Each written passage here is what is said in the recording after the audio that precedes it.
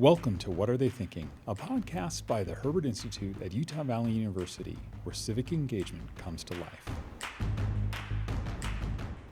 Okay, well, welcome back to our Herbert Institute podcast. The purpose of the podcast is to connect students with policy leaders and essentially build trust in institutions and make government more accessible and relevant to our student population. Today we are here with Mayor of Provo, Marcia Judkins, and Mayor of Orem, Karen McCandless. And thank you so much for being here today for our event and also on our podcast. We're truly honored to have you here. Well, thank you. Well, thank you. So honored. So as new coming mayors, this is your first term as mayors in your cities, and both being women, what unique perspectives or leadership strengths do you bring to local government? Well, let's see. I think that something that I can bring to local government as a woman is just a woman's perspective, right? Like, we need men and women. We need people from all walks of life to be in the room where decisions are being made. And so not every woman is going to think like me, but I bring a unique perspective as a woman, and also, in my case, as the mother of 7 kids. And just, I don't know, I think nobody should discount themselves from looking to run for office or be a decision maker because of their background or I just think it's all important. Yeah, I think being a woman has given me the opportunity to have some different skill sets than men and have different opportunities, and in some cases not have opportunities because I'm a female. And bringing that perspective in, I think, is very, very important. As a female, just coming in and bringing what I have to offer because of my life experiences. Can I ask a follow-up of how have you navigated that in the political space? I know, Mayor Judkins, you were in the Utah House of Representatives, and how have you navigated being a woman in that space? And follow up with that, how do you plan to, maybe not contribute, but to move forward with having, a younger population, that's growing up, and also being a woman and being a leader in the city as well? So I wouldn't say I always navigated it super well, but both Mayor McCandless and I grew up at the same time, and it was in the 1960s, 1970s, 80s, and there were a lot of opportunities that were not afforded to us. And I think that a lot of times we get socialized to behave in certain ways, to defer to, and also men have been socialized to behave in certain ways. And sometimes I can fall into that same pattern, right, where I don't notice that I'm being interrupted constantly, or I don't notice that my ideas are not being taken seriously. But sometimes I really do notice. Mm-hmm. And I think it's important to notice that and to support other women who maybe are experiencing some of those same things, so that we can all learn that everybody's view is important, that and just to be more aware of those kinds of things. And so I've always been treated really, really well. I will say that. I always have appreciated my colleagues, both male and female, but the way we've been socialized does play a role a lot of times in how we behave. Thank you. And when I was first appointed to serve on the Orem City Council in 2001, my 2 daughters one had just turned 4 and one was 11. I raised daughters, and one of the goals my husband and I had for our daughters is we wanted to raise strong daughters. We wanted them to feel confident in anything they wanted to do. And so I took that city council service as the opportunity for them to show them that they can do whatever they want and whatever they set their minds to. And so my youngest, because she was 4 and I was going through all this, she would accompany me to all sorts of different things. She knew which offices had chairs that would spin fast, and who had candy, and who had the little toys on the desk, and things like that. But what it did is we immersed, my family helped me immerse them in the idea that women can do anything, that women belong in public service. And so now these years later, my daughters are both grown, and they are strong daughters and involved in their communities in different ways. And I have a granddaughter now who doesn't live too far away. And now it was, for her, it was energizing when during the campaign to see my name on signs. And now if she gets my motto now is raise a strong granddaughter, even though I'm peripheral to that rather than directly, but showing again to the next generation that women, you can do anything. Like I said before, we met before this, and I said, be brave. Just be brave. That's such fantastic advice. And not only are you a role model for your family members, but also for the communities we serve and for the students even at UVU who want to run for office. And I want to ask you just about policy. If you're in a city council meeting, you're working with the city council, and a policy that you strongly believe in is unpopular, but you think it's right, how do you decide whether to push forward or step back and reevaluate?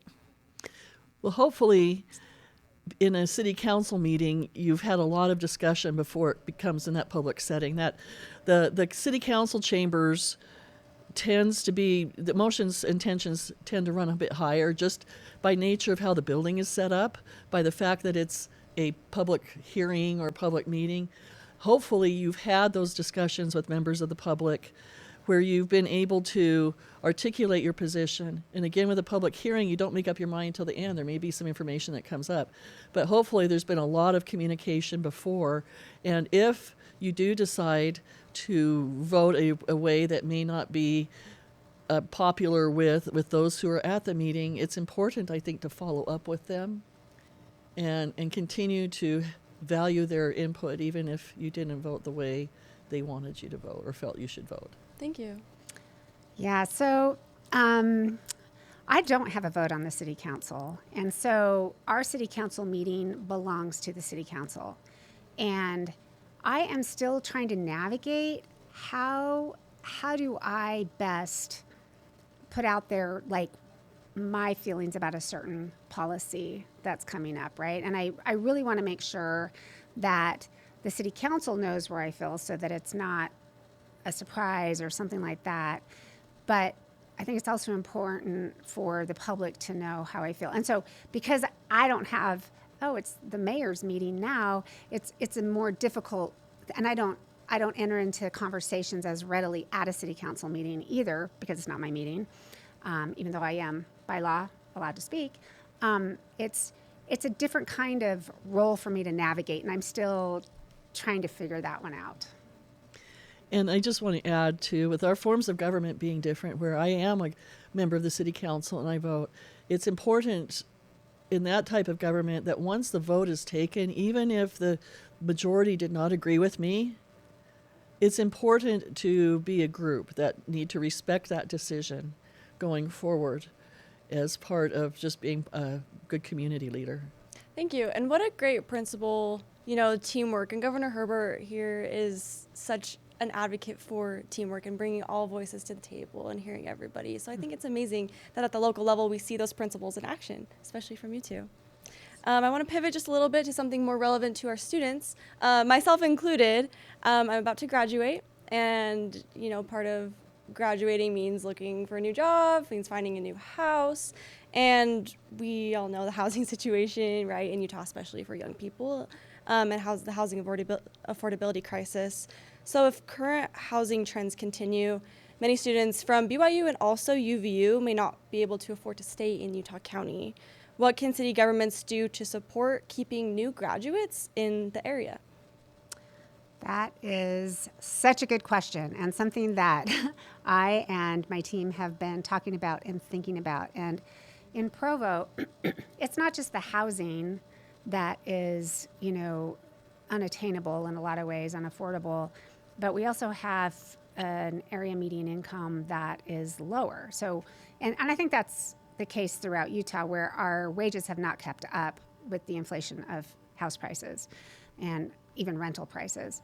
So something we're trying to do now, and at the direction of the council, is look at, we're going to have a a development plan, economic development plan for the whole city, and look at ways that we can develop industry going into the future that has higher paying jobs, that is stable, that graduates will want to come and stay in Provo for. And we just want to provide opportunities for all of those amazing entrepreneurs and everybody who is, graduating, opportunities for them to stay, because a lot do want to stay. But like you say, if they can't find housing that they can afford, that's extremely prohibitive. Right. So Thank you. One of the things we're doing in Orem as well is tied to economic development. We have a great partnership with UVU's Business Resource Center, and working with them and developing those businesses, incubating those businesses, and then we're working to create an environment where businesses can thrive, and we want to have those local businesses, strengthen the local businesses we have, and I don't want to lose as they say, the brain drain of these graduates and the different ideas. I want them part of my community. They contribute to the vibrancy, and so I want to, as mayor, work to have opportunity for them to grow their businesses here. I love that. That's such a great entrepreneurial spirit, that to put in and inspire the minds of our students at UVU. I love that. So follow-up question, what advice would you give to the new generation of graduates from this year, just either in general or in a career path or even in a public policy path as well? Okay. First of all, my advice, congratulations. It's amazing. It's wonderful that we're going to have so many graduates, and I'm excited for what the future holds for them. As far as just, as I said, I've said my mantra as I've talked to other student groups is to be open to different pathways. What you graduated in, and where you may end up finding you're the happiest. Your degree might help you get there, but it might be something completely different. Also, to be brave. I've mentioned that numerous times. Be prepared for opportunity, for opportunities that may come along. Continue learning. That was one thing that I've tried hard after I graduated, is to continue to have learning opportunities and take the time to stay up on my skills, not just in my field, but just learning in general. And then again, like I said, be brave. I love that. My grandpa used to say, don't let class get in the way of your education. Yes. And maybe, yes. just kind of funny. But I love the spirit of that, of learning and continuing to gain knowledge in many aspects of life and even outside of the classroom. Thank you. So it's really hard to top that answer. It's like, I agree with everything that Mayor McCandless said. And I would just add to maybe really look at networking and seeing what's out there, and being proactive. And we would love to have all the students stay here. So many amazing graduates and certificate, like all the different paths, right? But maybe just utilize those networks. I know that in Provo we have some really great entrepreneurial startup places where you can go and try to start your business. We're looking in Provo also to make it easier to get a business license, a building permit. But when you're first starting out, you might not be quite going that direction yet, but we have a lot of really great businesses in both Provo and Orem that are always looking for good people, and networking is a good way to go. But everything Karen said. I love that. Thank you so much. Final question, final thoughts, to keep it brief, but part of the mission of the Herbert Institute is to inspire future policy leaders. So if you could give one golden nugget of advice for students that want to run for office one day, what would you tell them?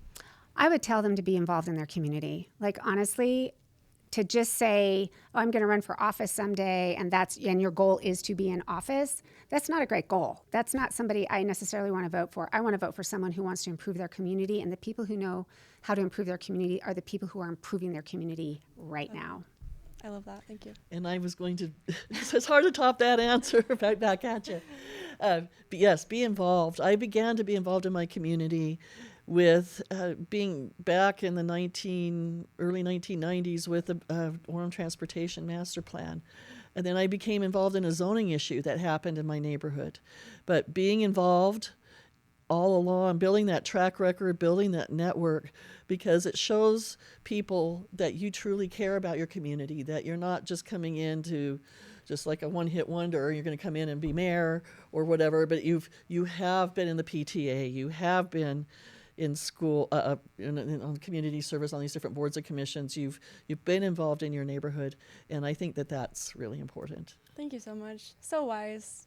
And congratulations again on this new upcoming term and being elected mayor. And Thank you. on behalf of the Herbert Institute for Public Policy, thank you so much for being here today. It's been a pleasure. It's been great. Thank you.